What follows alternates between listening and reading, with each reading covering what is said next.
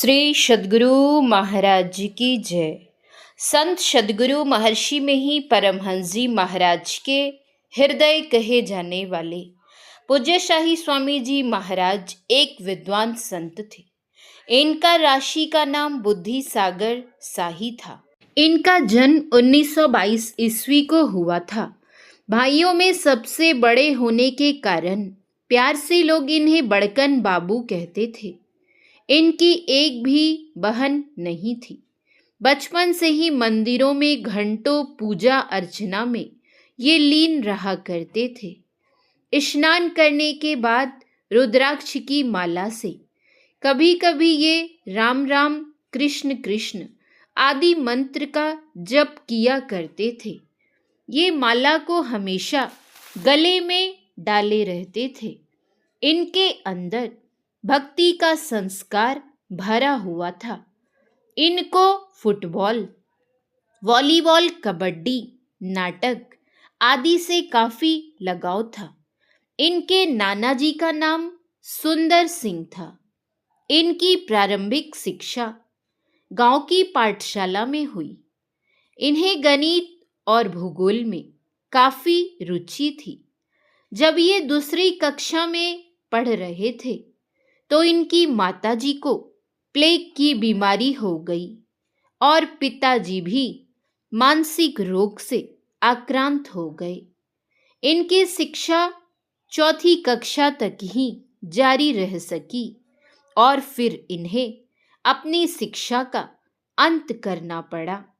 पूज्य शाही स्वामी जी महाराज का विवाह माड़ापार गांव के एक कुलीन परिवार की कन्या के साथ संपन्न हुआ। 18-19 वर्ष की उम्र में इनका विवाह हो गया। इनकी धर्म पत्नी का नाम श्रीमती रामपरी देवी था। परिवार के लोगों को यह लगता था कि इनका धर्म के प्रति बहुत अधिक झुकाव है और शायद ये शादी भी नहीं करेंगे। लेकिन पूज्य शाही बाबा पिता के बात की अवहेलना नहीं करते थे और तब इनका विवाह 1940 ईस्वी के आसपास करा दिया गया।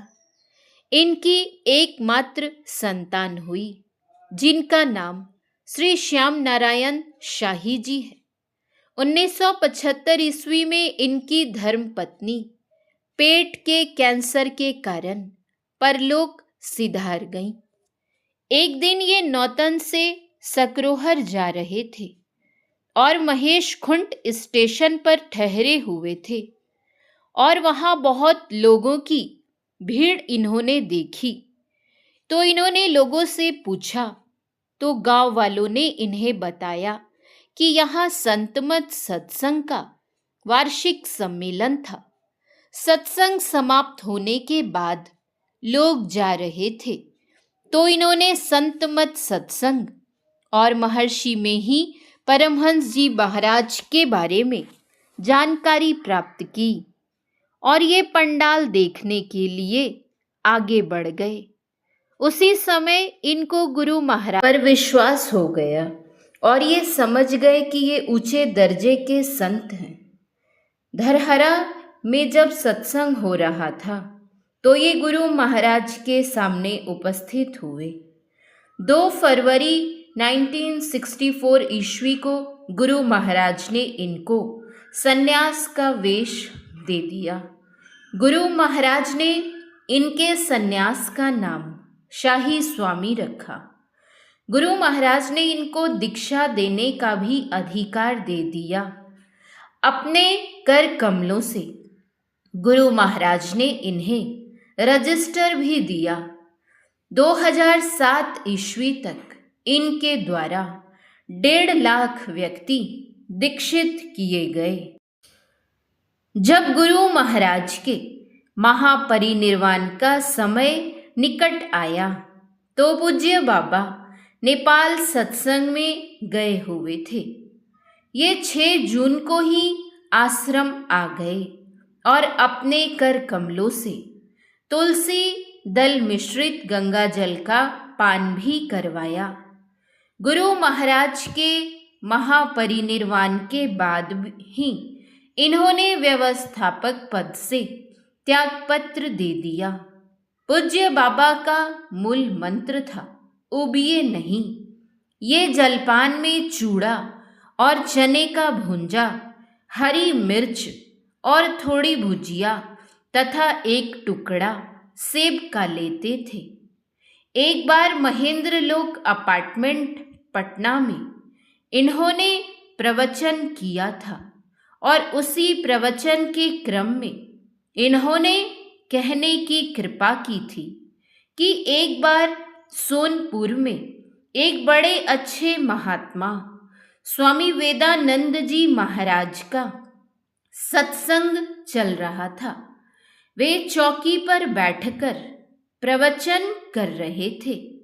प्रवचन के क्रम में उनकी चौकी के एक पांव में धरणी दास जी महाराज सांप बनकर लिपट गए। कैसे वे वहां आ गए, किसी ने उन्हें देखा ही नहीं।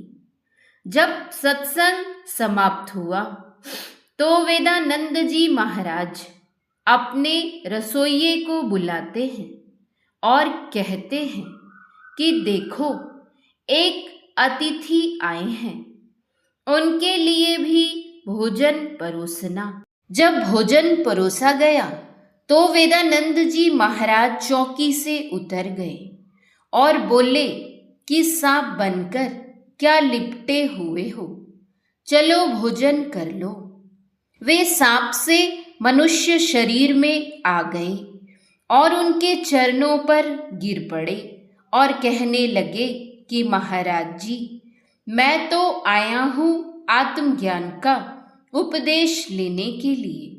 स्वामी वेदानंद जी महाराज ने कहा कि यह आत्मज्ञान नहीं हुआ तो क्या हुआ, सांप बनना तो आ गया, यही तो आत्मज्ञान है। श्री सद्गुरु महाराज की जय। आप सभी सत्संगी भाई बहनों से निवेदन है कि आपको गुरु महाराज के प्रवचन या संस्मरण क्या सुनने में अच्छा लगता है।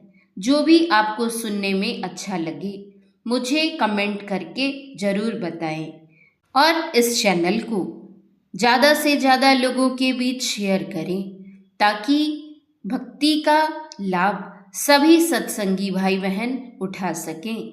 श्री सद्गुरु महाराज की जय।